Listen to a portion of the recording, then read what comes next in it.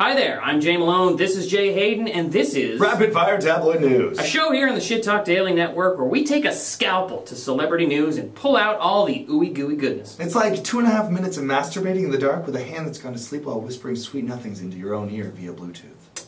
Remind me to never let you crash on my couch ever again. Israeli Prime Minister Benjamin Netanyahu canceled his meeting with Justin Bieber this week. His advisors advised him that there were perhaps more important things he could be doing with his time, like taking a cat nap or an unnecessary shit. Sly Stallone blasts a recent auction claiming the Rocky gloves they are selling aren't the real thing. It's actually pretty easy to tell the difference, as real Rocky gloves never came within 3 feet of actually hitting someone. Worst fake fighter ever. And yet I still get a hard-on during every single one. Oh, me too. 63-year-old Arnold Schwarzenegger has said now that his political career is over, he would really like to return to Hollywood.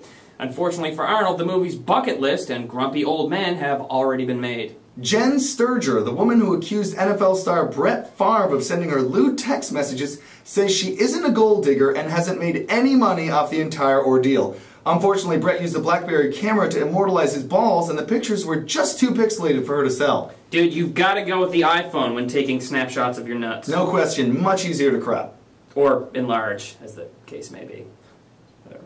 Well, Bill Cosby's annoyed with Donald Trump this week over his annoying flirtation with a presidential run, saying the only thing he's running is his mouth.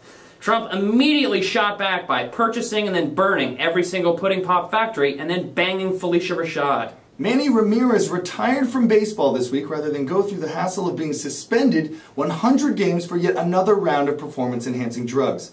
The morally vapid slugger says he's going to wait until the year 2025 when the MLB is scheduled to let robots, cyborgs, and other genetic freaks into the league. Catherine Zeta-Jones is in hospital being treated for bipolar disorder this week. Why wasn't she diagnosed sooner, you ask? Well, apparently the old saying is true. No one can tell there's really something wrong with you until your hotness starts to go away. America's largest particle collider is due to be shut down in September due to lack of funds. Thankfully, however, Jersey Shore was picked up for a 4th season. Yep, America's fucking doomed. UFC fighting has-been Tito Ortiz crashed his car twice at a celebrity race practice run last week, while his porn star wife, Jenna Jameson, looked on. This just proves once again that even with treatment, syphilis can still really affect coordination. Kobe Bryant claims his description of a referee as a fucking faggot during a game this past week wasn't to be taken literally. Apparently the ref was more metaphorically gay in the fact that he enthusiastically blew his whistle like he was blowing a giant black Hey-o!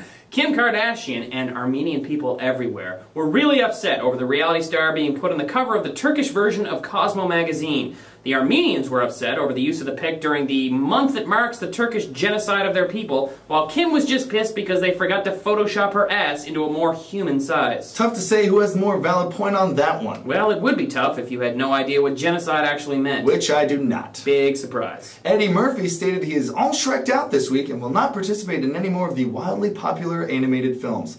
Let's hope he's finally going to focus on training for a steel cage death match with the equally talentless Tyler Perry. American Idol was charged with discrimination this week by a young woman who claims she was put in the back of the studio because she was, quote, too fat to be on camera. Apparently this little bitch has no recollection of the first 8 years of the fucking show. Well, it's official. All My Children and One Life to Live have been canceled, putting an end to the soap opera era. I guess middle-aged stay-at-home moms will have to resort to raising their kids and exercising more than just those constant trips to the refrigerator during commercial breaks. Well, that's it for Rapid Fire Tabloid News. We'll be taking a short hiatus next week as I'll be out of town doing stand-up comedy. In the meantime, be sure to follow us on Twitter at _STDN and our Facebook fan page at Shit Talk Daily Network. Thanks for checking us out, guys. Later.